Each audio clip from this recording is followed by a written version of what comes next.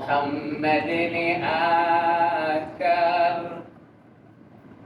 कुफर को मिटाया,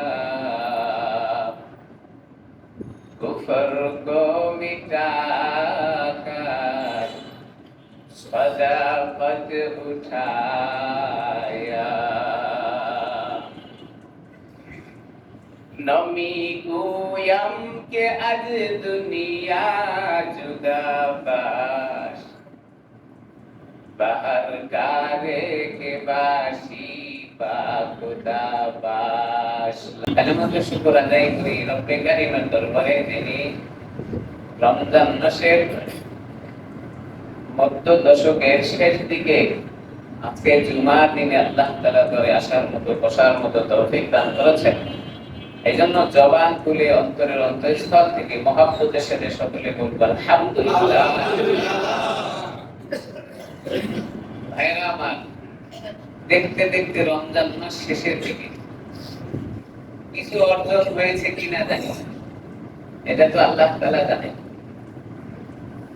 জীবনে আর কোনদিন এই রোজা রমজান পাবো এটার কোনো গ্যারান্টি তো আমার কাছে নাই। এখনো কিছু সময় বাকি অর্জন করা, এখনো কিছু সময় বাকি অর্জন করা। মাগফিরাতের দিনে যে সময় আল্লাহ তাআলা মানুষের গুনাহ মাফ করে দেওয়ার জন্য ওয়াদা করেছেন, এরকম সময় এখনো বাকি। 2 দশক শেষ হয়ে গেলে নিশ্চিতভাবে বলতে পারি নিজের আমলের উপরে কনফিডেন্স, আমি 2 দশকে যে আমল করেছি নিঃসন্দেহে শেষ দশকে আল্লাহ তাআলা আমার জন্য জান্নাত ঘোষণা করবেন। এমন আশা আছে না আমাদের ইনশাআল্লাহ? এটা তো নিজেরটা নিজে জানবো, কেউ কারোটা বলতে পারবে। আমি কতটুকু অর্জন করেছি এটা আমারই জানা, কেউ বলতে পারবে না। এজন্য কোমর বেঁধে নিতে বলছেন বেশি আমল করার জন্য। উম্মাহ, জান্নাত কামাই করার জন্য কোমর বেঁধে নাও। তোমার জীবন থেকে সময় পার হয়ে যাচ্ছে।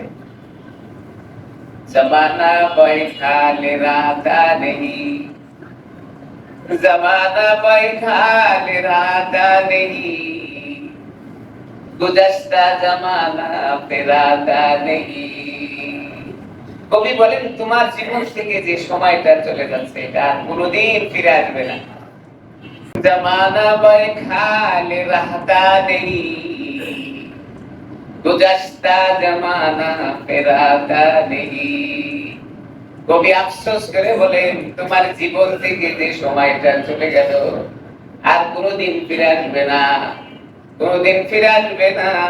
এখন যদি তোমার চলে যাওয়া সময়ের উপরে চিন্তা করতে থাকো, সামনের জীবনের আমলও তোমার বরবাদ হয়ে যাওয়ার সম্ভাবনা। এই জন্য সামনের জীবনের আমল যেন বরবাদ না হয়, পিছনের জীবনের কথা ছেড়ে দিয়ে সামনের জীবনের কথা মনে রাখো। ইংরেজিতে বলে past is past, যেটা সময় চলে গেছে এটা মরে গেছে। সময় চলে গেছে মানে এটা মরে গেছে, এটা নিয়ে চিন্তা করার কোনো সুযোগ নাই।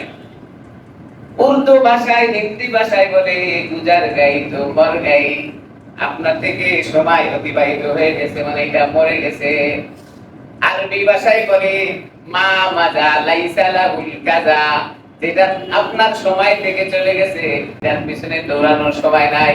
সামনের সময়টুকু গনিমত মনে করে আপনি কোমরে গামছা বেঁধে নেন, কোমরটাকে শক্ত করে আমলের দিকে আপনি ঝুঁকে যান। এটাই হলো আল্লাহর হাবিবের নির্দেশ।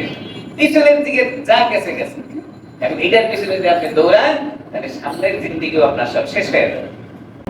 রমজান মাস আল্লাহ তাআলা বরকতের জন্য দিয়েছেন, রহমতের জন্য দিয়েছেন। রোজা রেখেছি কি রাখি নাই এটা একমাত্র জানবে আল্লাহ তাআলা। কোন মানুষ আপনার রোজার ব্যাপারে সাক্ষ্যও দিতে পারবে না, বিরোধিতাও করতে পারবে না। এটা তো একমাত্র আল্লাহ তাআলা দেখেন, জানেন। তবে এটার একটা পরীক্ষা আছে, পরীক্ষাটা হবে হাসরের মাঠে। আমি রোজা রেখেছিলাম কিনা এটার পরীক্ষাটা হবে কোথায়? হাসরের ময়দানে। রোজাদার আর যে রোজা রাখে নাই, এই দুইজনের পরীক্ষা আল্লাহ তাআলা হাসরের ময়দানে বিশাল বড় একটা আগুনের কুণ্ডি তৈরি করে চতুর্পাশে রাস্তা বানানো হবে। জিজ্ঞাসা করা হবে, আপনি রোজা রেখেছেন? হ্যাঁ, রোজা রেখেছিলাম। তখন অল্প একটু টেস্ট করতে হবে, আপনি রোজাদার ছিলেন কি? এই আগুনের চতুর্পাশে দিয়ে রাস্তা, রাস্তা অতিক্রমের জায়গায় জায়গায় ফেরেশতাদেরকে পানি নিয়ে দাঁড় করানো হবে। পানি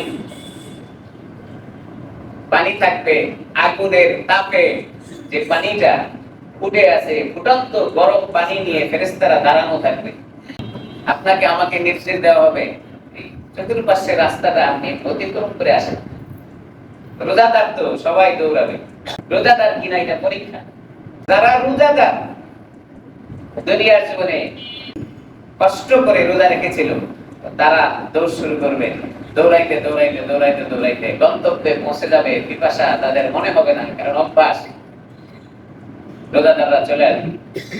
যারা দুনিয়ার জীবনে রোজা রাখে নাই, এরা কিছু দূর দৌড়ানোর পরে হাঁপায়ে যাবে, আর চলতে পারে না, পিপাসা, আর পারতেছি না, জীবনটা যেন বের হয়ে যাচ্ছে।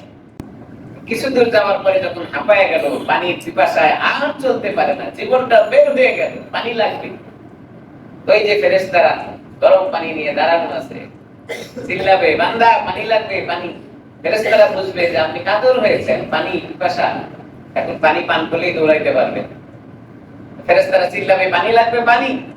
হ্যাঁ, আমার তো পানির প্রয়োজন, এক গ্লাস পানি হইলেই আমি খেয়ে আবার দৌড়াইতে পারবো। মুফাসসিরে কেরামরা তাফসীরের কিতাবের ভিতরে লেখেন, এই ব্যক্তি পানি পান করার পূর্বে যেমনটি দৌড়াইতে সক্ষম ছিল, পানি পান করার পরে সেই সক্ষমতাও হারিয়ে ফেলবে, আর দৌড়াতে পারবে না। ফেরেশতা আওয়াজ করে বলবেন, বান্দা তোমাকে দেখে মনে হচ্ছে তুমি পিপাসিত, পানি লাগবে কিনা? লোকটা দৌড়ে গিয়ে বলবে, পানির প্রয়োজন, এক গ্লাস পানি পেলে ভালো হয়। ফেরেশতা পানির গ্লাস আগায় দিবেন, লোকটা পানি পান করবে। মনে ধারণা হলো এক গ্লাস পানি পান করার পরে শক্তি অর্জন হবে, এরপরে আমি দৌড়াবো, আমার গন্তব্যে চলে যাব। মুফাসসিরে কেরামরা তাফসীরের কিতাবে ভিতরে লেখেন, এই ব্যক্তি এক গ্লাস পানি পান করার পরে তার দৌড়ানোর শক্তিটা সে হারিয়ে ফেলবে, আর দৌড়াতে পারবে না। আফসোস করে বলবে, কি হলো জানি না, আগেই তো ভালো ছিল, দৌড়ানোর জন্য আমার শক্তি ছিল, আমি দৌড়াইতে পারতাম, এখন পানি পান করার পরে কেন দৌড়াইতে পারি না জানি না। ফেরেশতারা বলবে, এটা হলো তোমার পরীক্ষা, দুনিয়ার জীবনে তুমি রোজা রেখেছিলে কিনা। যারা রোজা রেখেছিল, দৌড়ানোর কথা বলার পরে তাদের গন্তব্য পর্যন্ত তারা দৌড়িয়ে পৌঁছে গেছে, পিপাসা লাগে নাই, পানির প্রয়োজন হয় নাই। আমরাও পানি নিয়ে দাঁড়িয়েছিলাম, তারা একবারও পানির দিকে তাকায় নাই। বোঝা গেল দুনিয়ার জীবনে তুমি রোজা রাখো নাই, তোমার অভ্যাস ছিল না, যার কারণে তুমি অল্প সময় হাঁপায়ে গেছো, পানির জন্য তুমি কাতর হয়েছো।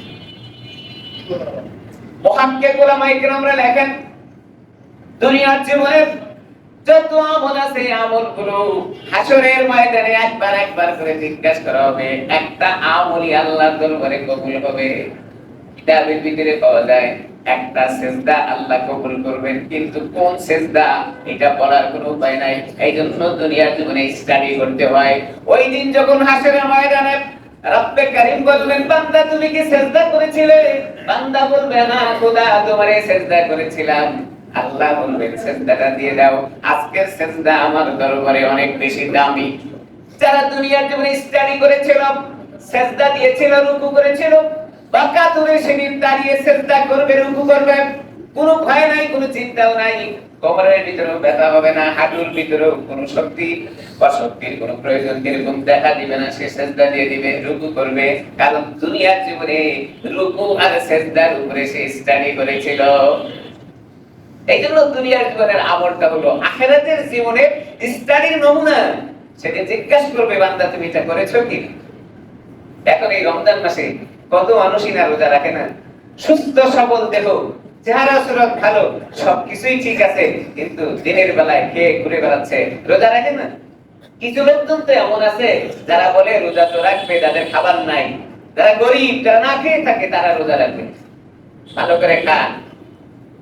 হাদিসের ভিতরে আসছে রোজার দিনে দিনের বেলায় সুস্থ অবস্থায় যে ব্যক্তি যা খাইলো আল্লাহ তাআলা এগুলোকে বিষাক্ত পোকা আকারে তার সেখানে আমল নামায় জমা করতে থাকবে, এগুলো সেদিন শরীরের ভিতরে কামড়াইতে থাকবে। আপনি তো অপারক হন, পারছেন না, এই জন্য আল্লাহ তাআলা বিকল্প ব্যবস্থাও রেখে দিয়েছে। কোন ব্যক্তি যদি রোজা রাখতে না পারে বয়সের কারণে, অসুস্থতার কারণে, আল্লাহ তাআলা তাকে বিকল্প ব্যবস্থা রেখেছেন। আপনি রোজা রাখতে পারেন না তো ফিদিয়া দিয়ে দেন। আপনি রোজা রাখতে পারছেন না, এখন অসুস্থ, পরে রাখেন, আল্লাহ তাআলা ব্যবস্থা করে রেখেছেন। কিন্তু রোজা ছেড়ে দেওয়ার সুযোগ আমার আর আপনার।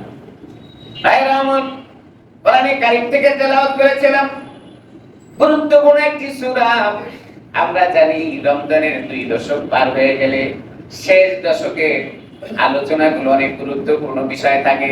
শেষ দশকের ভিতরে রহমতের দিন শেষ হওয়ার পরে, মাগফিরাতের দিন শেষ হওয়ার পরে আল্লাহ তাআলা এই বান্দার জন্য আহ্বান করতে থাকে জান্নাতের, বান্দা তোমার গুনাহগুলো মাফ করে দিয়েছি, তোমার জীবনের যতগুলো অপরাধ ছিল সব অপরাধগুলোকে মোচন করে দিয়ে তোমার জান্নাতের ফয়সালা আমি করে দিয়েছি।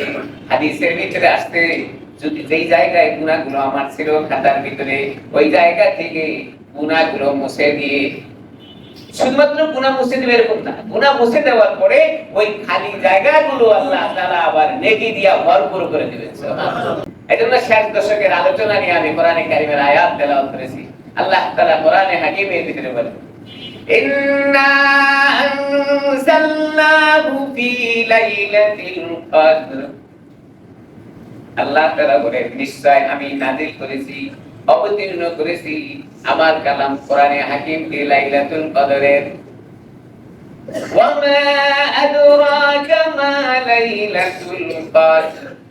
নবীকে বলেন নবী আপনি কি জানেন লাইলাতুল কদর বলতে কি? ওগো নবী আপনি কি লাইলাতুল কদর সম্পর্কে জানেন? তো আল্লাহ রাসূল জানবেন কেমনে? আল্লাহ জানায় দিলে তো জানবেন। আল্লাহ তাআলা শোনান, লাইলাতুল কদরি খায়রুম মিন আলফি শাহর। ওগো নবী লাইলাতুল কদর হলো 1000 মাস থেকে উত্তম একটি সময়। সুবহানাল্লাহ। সূরা কদর কোরআনে কারীমের ভিতরে একটি গুরুত্বপূর্ণ সূরা। সূরা কদরের নাজিলের প্রেক্ষাপট কি, কেন আল্লাহ তাআলা নাজিল করেছেন? হাদিসের ভিতরে আছে ইমাম আবু হাতিম এর থেকে রওয়ায়াত, তিনি বলেন রাসূল আকরাম সাল্লাল্লাহু আলাইহি ওয়াসাল্লাম সাহাবায়ে কেরামকে নিয়ে একদিন আলোচনা করতেছিলেন।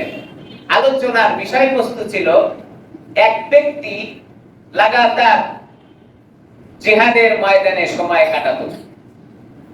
রাসূল আকরাম সাল্লাল্লাহু আলাইহি ওয়াসাল্লাম ওই ব্যক্তি সম্পর্কে সাহাবায়ে কেরামের সামনে আলোচনা করতেছিলেন।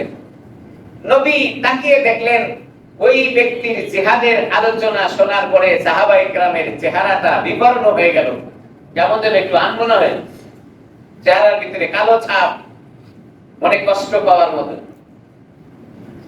এই দৃশ্য দেখার পরে আল্লাহ তাআলা রাসূল আকরাম সাল্লাল্লাহু আলাইহি ওয়াসাল্লামের উপরে এই সূরা নাযিল করলেন। নাযিল করে নবীকে জানায় দিলেন, ওগো নবী আপনার সাহাবায়ে কেরামরা এক ব্যক্তির লাগাতার সারা জীবন জিহাদের ময়দানে কাটানোর কারণে তাদের সওয়াব, তাদের অবস্থা জেনে আপনার সাহাবায়ে কেরামরা মনে কষ্ট পেয়েছে। সাহাবায়ে কেরাম বলতেছিলেন, ইয়া রাসূলুল্লাহ আমাদের তো হায়াতও কম, আমরা তো অল্প হায়াত পাবো দুনিয়ার জীবনে, এত আমল কিভাবে আমরা করব? রব্বুল কারীম জিবরাইলের মাধ্যমে সূরা কদর নাযিল করে জানায় দেন, ওগো জিবরাইল নবীকে শোনায় দেন, ইন্না আনসালনাহু ফি লাইলাতিল কদর ওয়া মা আদরাকা মা লাইলাতুল কদর লাইলাতুল কদরি খায়রুম মিন আলফি শাহর। নবী আপনি জানায় দেন লাগাতার সারা জীবন সে জিহাদের ময়দানে কাটিয়ে দিয়েছে। এর আলোচনা শোনার পরে আপনার সাহাবায়ে কেরামের চেহারাটা বিবর্ণ হয়েছে। জানায় দেন তারা জীবনে যতটুকু সময় হায়াত পাবে, এদের হায়াতের ভিতরে কিছু সময় আমি নির্ধারণ করে দিলাম, এই সময় যদি তারা আমল করে জীবনভর জিহাদের ময়দানে কাটানে সে উত্তম সওয়াব সে পেয়ে যাবে। এই কথা যখন সাহাবায়ে কেরামের সামনে শোনায় দিলেন তো সাহাবায়ে কেরাম খুশি হয়ে গেলেন। হাবিব বলেন, ওগো সাহাবায়ে কেরাম, হাজার মাস থেকে উত্তম মানুষের জীবনের হায়াত যদি 1000 মাস হয়, একটি শবে কদর যদি কোনো মানুষ পেয়ে যায়, 1000 মাস থেকে উত্তম সওয়াবের অধিকারী সে হয়ে যাবে। 1000 মাস কত? 1000 মাস হলো 83 বছর 4 মাস। একটি শবে কদর যদি আমরা 83 বছর 4 মাস হয়ে থাকে, আপনার জীবনে যদি 40টি শবে কদর পেয়ে থাকেন, আপনার হায়াত যদি 50 বছর হয়, তো 10 বছর থেকে আপনি হয়তো নামাজে যোগ দেননি, তো 10 বছর বাদ দিলে 40 বছর, 40টি শবে কদর যদি আপনার জীবনে হয়ে যায়, তো লাগাতার পুরা জিন্দেগি জিহাদ করলে যে পরিমাণ সওয়াব পাচ্ছে, তার চেয়ে বেশি সওয়াব আমার আর আপনার আমলনামায় আল্লাহ তাআলা জমা করে দিচ্ছেন। সুবহানাল্লাহ। এরপরে আল্লাহর হাবিব তাদেরকে শোনায় দিলেন, ওগো সাহাবায়ে কেরাম, শবে কদরের রাত্রির, লাইলাতুল কদরের রাত্রির মর্যাদা আরো এত বেশি যে ওই রাত্রিতে আল্লাহ তাআলার বিশেষ ফেরেশতারা তোমাদের জন্য রহমত দিয়া বর্ষিত হয়। আল্লাহ তাআলা কোরআনে হাকিমের ভিতরে এভাবে শোনায় দিয়েছেন শবে কদর। এখন এই লাইলাতুল কদরের ব্যাপারে অসংখ্য হাদিস আছে। হাদিস থেকে অল্প কিছু আলোচনা আপনাদেরকে শোনাবো। লাইলাতুল কদরের এত মর্যাদা কেন?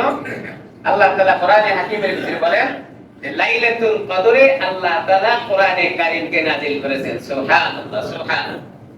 শাহরু রমাদানাল্লাযী উনজিলা ফীহিল কুরআন হুদাল লিন-নাস ওয়া বায়িনাতিন মিনাল হুদা ওয়াল ফুরকান।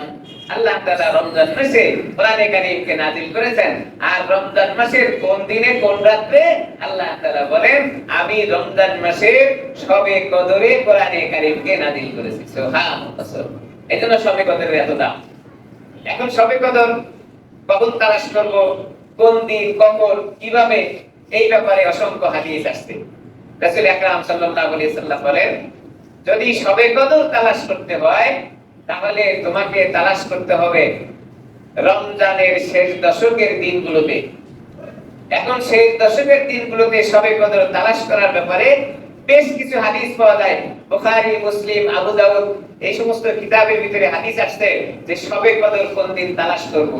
আমরা শবে কদরের আলোচনা শুনলে আমরা মনে করি শবে কদর মানে রমজানের 87 তারিখ, অর্থাৎ 26 তারিখ রোজা পার হয়ে যে রজনী আসবে, এটাকে আমরা শবে কদর নির্দিষ্ট করে নিয়েছি। না, হাদিসের ভিতরে এরকম কি পাওয়া যায় না। হাদিসের ভিতরে আলোচনা কি? বুখারী শরীফের ভিতরে হাদিস আসছে, রাসূল আকরাম সাল্লাল্লাহু আলাইহি ওয়াসাল্লাম হাদিস বর্ণনা করেন। বুখারী শরীফের ভিতরে হাদিস আসছে 35 নম্বর হাদিস। কি বলেন? বুখারী শরীফের দুইটি রাওয়ায়াত, একটা হলো 35 নম্বর হাদিস আর একটা হলো 2017 নম্বর হাদিস। হযরত আয়েশা সিদ্দিকা রাদিয়াল্লাহু তাআলা আনহা থেকে বর্ণিত হয়েছে। হযরত আয়েশা সিদ্দিকা হাদিসটা এভাবে বর্ণনা করেন, তাহাল্লাউ লাইলাতুল কদরি ফিল আশরিল আওয়াখির মিন রমাদান। হযরত আয়েশা সিদ্দিকা বলেন, নবী আকরাম সাল্লাল্লাহু আলাইহি ওয়াসাল্লাম বর্ণনা করেন, তোমরা যদি শবে কদর পাইতে চাও, তাহলে রমজানের শেষ দশকের দিকে শবে কদর তালাশ করো। এই হাদিসের দ্বারা পাওয়া যায় যে শেষ দশক হুজুর নির্দিষ্ট করে বলেন নাই কোন দিন, পুরা 10 দিনের কথাই বলেছেন। শবে কদর তালাশ করো তোমরা 10 দিনের মধ্যে, শেষ দশক। তাহাল্লাউ লাইলাতুল কদর ফিল আশরিল আওয়াখির মিন রমাদান, রমজানের শেষ দশকে তোমরা কি করো? শবে কদর তালাশ করো। এখন কথা হলো যে শবে কদর তালাশ করার ব্যাপারে বুখারী শরীফের riwayat আছে 2017 নম্বর হাদিস যে শবে কদর 21তম রাতে হতে পারে। 21তম রাত মানে বেজোড় সংখ্যা। এরপরে আবু দাউদের ভিতরে হাদিস আছে 1321 নম্বর হাদিস। এখানে পাওয়া যায় যে শবে কদর 21তম রাত্রিতে পাওয়া যাবে। মুসলিম শরীফের হাদিস আছে 2665 নম্বর হাদিস, 23তম রজনীতে শবে কদর পাওয়া যাবে। বুখারী শরীফের আরেকটি হাদিস আছে, হযরত আবু দারদা রাদিয়াল্লাহু তাআলা আনহু থেকে হাদিসটা বর্ণিত। তিনি হাদিসটা বর্ণনা করেছেন 2022 নম্বর হাদিস। তিনি বলেন 24তম রজনীতেও শবে কদর পাইতে পারেন, হতে পারে। এটাও বুখারী শরীফের riwayat। তাহলে জোর সংখ্যাতেও শবে কদর হইতে পারে। এরপরে আছে বুখারী শরীফের 2023 নম্বর হাদিস। হাদিসটি বর্ণিত হয়েছে, রাসূল আকরাম সাল্লাল্লাহু আলাইহি সাল্লাম বলেন, 25 রজনীতেও শবে কদর হইতে পারে, বেজর সংখ্যা 25। এরপরে হাদিস লম্বা চওড়া বুখারীর ভিতরে আসছে, হুজুর বলেন তোমরা শবে কদর তালাশ করো 29, 27, 25। উল্টো দিক থেকে নিয়ে আসছে 29, 27, 25। তার মানে 25 তারিখ, 27 তারিখ, 29 তারিখেও শবে কদর হইতে পারে। এখন কথা হলো যে আমরা 27 রজনীতেই শুধুমাত্র শবে কদর তালাশ করি কেন? লম্বা চওড়া হাদিসের ব্যাখ্যা আছে, সাহাবায়ে কিরামের ভিতরে সবাই রমজানের শেষ দশকে অর্থাৎ 21 রমজান থেকে রাত 21 রাত থেকে শবে কদর তালাশ করার জন্য মসজিদে সময় দিতেন। তারা প্রতি রাতেই শবে কদর মনে করে কিছু না কিছু ইবাদত করতেন।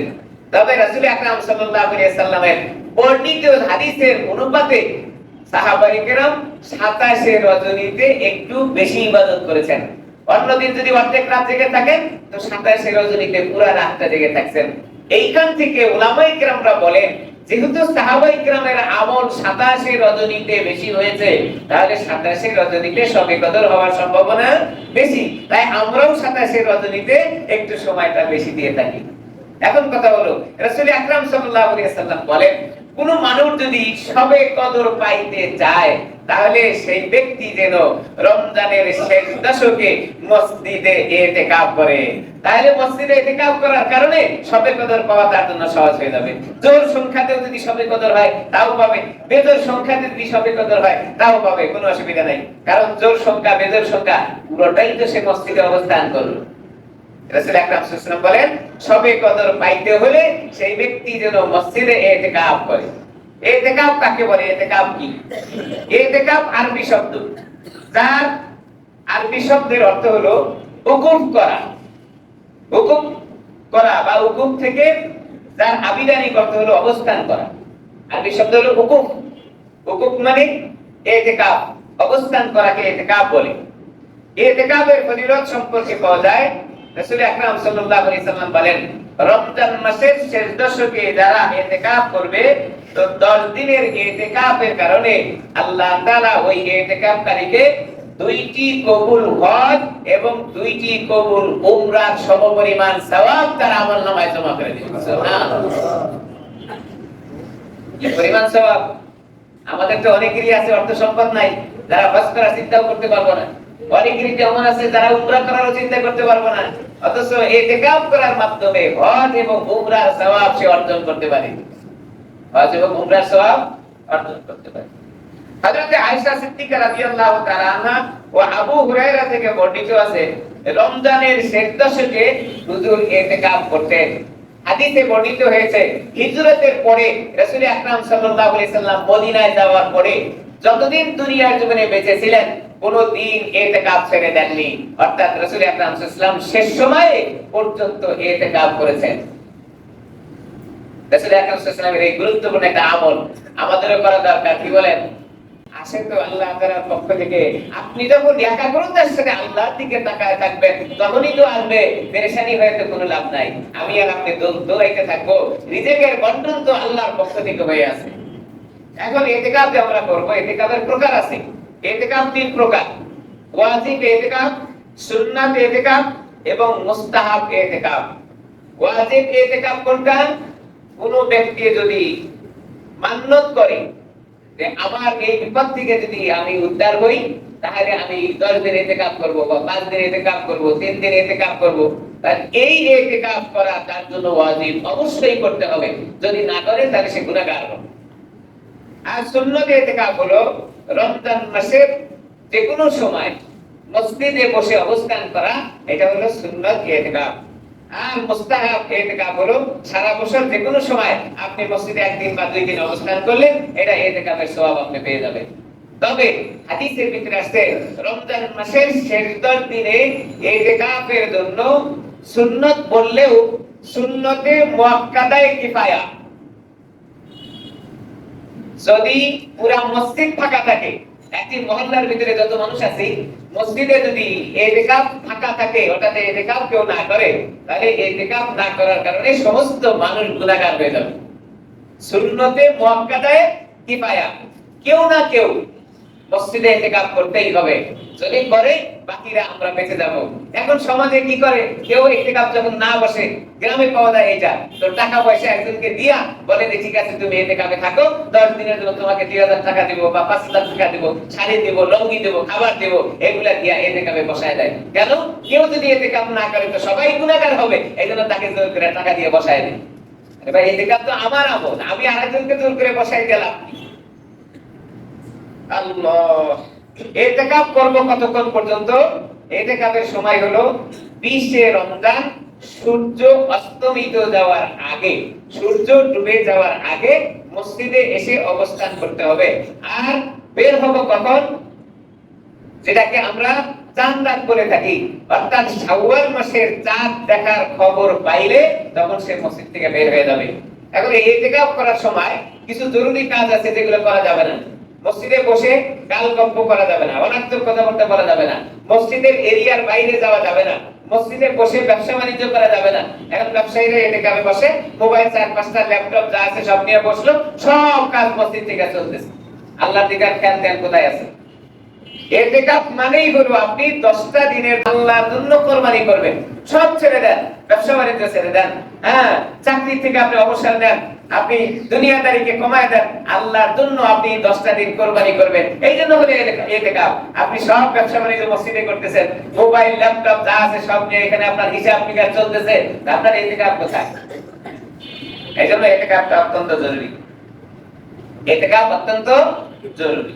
ইতিকাফ করার ব্যাপারে হাদিসের ভিতরে আল্লাহর নবী বলেন, কোন ব্যক্তি যদি এই রমজান মাসের ইতিকাফ করার নিয়ত করে মসজিদে অবস্থান করে আর এই ব্যক্তির যদি হায়াত শেষ হয়ে যায়, অর্থাৎ দুনিয়া থেকে দুনিয়ার হায়াত শেষ হয়ে গেল, ইন্তেকাল করলো, তো মসজিদে ইতিকাফ করার নিয়ত করে আসার কারণে হায়াত শেষ হয়ে যাওয়ার পরে আল্লাহর হাবিব বলেন এই ব্যক্তি শাহাদাতের মর্যাদা নিয়ে দুনিয়া থেকে চলে গেল। সুবহানাল্লাহ। আল্লাহর হাবিব বলেন মসজিদে কোন মানুষ যখন ইতিকাফ করে আল্লাহর সন্তুষ্টির জন্য আর তার হায়াতটা শেষ হয়ে যায়, মানুষটা দুনিয়ার জীবন থেকে চলে গেল, আল্লাহর হাবিব বলেন জান্নাতের ভিতরে একটা পর্দা আছে, এই মানুষটার পর্দা হলো জান্নাতের সামনে যেটা চলে আসে এটা, এই পর্দার নাম হলো মওত। ইতিকাফ করার পরে কোন মানুষ যদি দুনিয়া থেকে চলে যায়, হায়াত শেষ হয়ে যাওয়ার পরে ইন্তেকাল করে, আল্লাহর হাবিব বলেন এই ব্যক্তির মৃত্যুটা হয়ে যাওয়ার সঙ্গে সঙ্গে সে জান্নাতে প্রবেশ করবে। সুবহানাল্লাহ। জান্নাতে যাওয়ার পর্দা কি? মৃত্যু। জান্নাতে যাওয়ার মধ্যে একটা পর্দা আছে, এই পর্দাটা হলো মৃত্যু, অর্থাৎ সে ইন্তেকাল করলো, মরে গেল, মরে যাওয়ার সঙ্গে সঙ্গে আল্লাহ তাআলা তাকে জান্নাত দান করে দিবেন। সুবহানাল্লাহ।